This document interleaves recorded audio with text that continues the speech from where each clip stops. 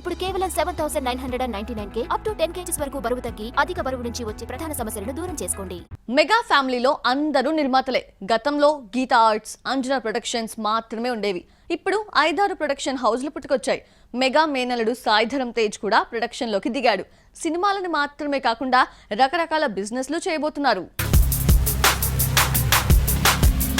Bro తర్వాత Tej నటించాల్సిన ganja Shankar cancel అయింది. మరో సినిమాను అనౌన్స్ చేస్తాడు అనుకుంటే ఫ్రెండ్స్ తో కలిసి ప్రారంభించిన కొత్త ప్రొడక్షన్ హౌస్ ని అనౌన్స్ చేశాడు. దీనికి విజయదుర్గ ప్రొడక్షన్స్ అని నామకరణం చేశాడు. ఈ సందర్భంగా మామయ్యలు చిరంజీవి, నాగబాబు ఆశీస్సులు తీసుకున్నాడు తేజ్. నిర్మాతగా అడుగుపెట్టిన సాయిధరం తేజ్ సత్య అనే షార్ట్ ఫిల్మ్ ని దిల్ రాజు ప్రొడక్షన్స్ తో కలిసి నిర్మించాడు. భారతీయ సైనికులకు నివాళిగా ఈ షార్ట్ ఫిల్మ్ ఉంటుంది. విమెన్స్ డే సందర్భంగా అమ్మని గౌరవించుకోవడానికి తన పేరులో అమ్మ పేరుని చేర్చుకున్నాడు తేజ్. ఇక నుంచి తన పేరు సాయి దుర్గ తేజ్ అంటూ సత్య ప్రెస్ మీట్ లో అనౌన్స్ చేశాడు తేజ్. తేజ్ తన పేరుని మార్చుకోవడం ఇది రెండోసారి. సాయిధరం తేజ్ గా వెండితెరకు పరిచయమై ఆ మధ్య ధరం తీసేసి సాయి తేజ్ అని పిలిపించుకున్నాడు.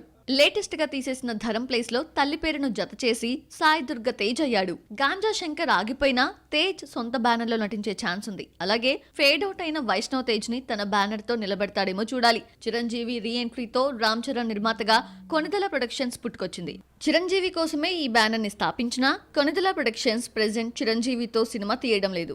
గతంలో మెగా హీరోస్ ఎక్కువగా అల్లు అరవింద్ బ్యానర్ గీతా ఆర్ట్స్ లో నటించారు. ఎవరికి వాళ్ళు ఓన్ ప్రొడక్షన్ హౌస్ తో బిజీ కావడంతో అల్లు అరవింద్ గీతా ఆర్ట్స్ కి తోడుగా గీతా ఆర్ట్స్ 2 బ్యానర్ లో చిన్న సినిమాలు వరుస పెట్టి తీస్తూ బిజీ అయిపోయారు. ఆ మధ్య బన్నీ కూడా ఓన్ బ్యానర్ స్టార్ట్ చేస్తాడు అన్న టాక్ నడిచింది.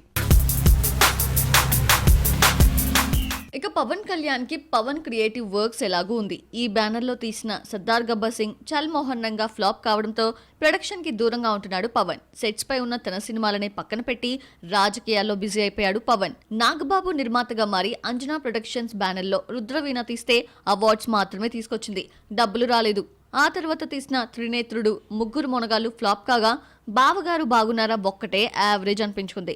ఆరెంజ్ భారీ నష్టాలతో ఆత్మహత్య చేసుకుందామనుకున్న ఫీలింగ్ తీసుకురావడంతో ఆ తర్వాత మరో సినిమా తీయలేదు నాగబాబు కూతురు నిహారిక నిర్మాణ రంగంపై ఫుల్ ఫోకస్ పెట్టింది. పింక్ ఎలిఫెంట్ పిక్చర్స్ బ్యానర్ లో ముద్దపప్పు ఆవకాయ్, మ్యాడ్ హౌస్ వంటి వెబ్ సిరీస్ లో నిర్మించిన నిహారిక సినిమాలు తీయడానికి ప్లాన్ చేస్తోంది.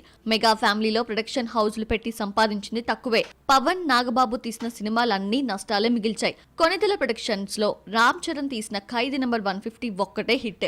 భారీ బడ్జెట్ కారణంగా సైరా నష్టపోయింది. పార్ట్నర్స్ గా వ్యవహరించిన ఆచార్య, గాడ్ ఫాదర్ నిరాశను మిగిల్చాయి. మెగా ఫ్యామిలీలో గీతా ఆర్ట్స్ కి గట్టి పోటీ ఇచ్చి నిలిచిన మరో బ్యానర్ లేదనే చెప్పాలి.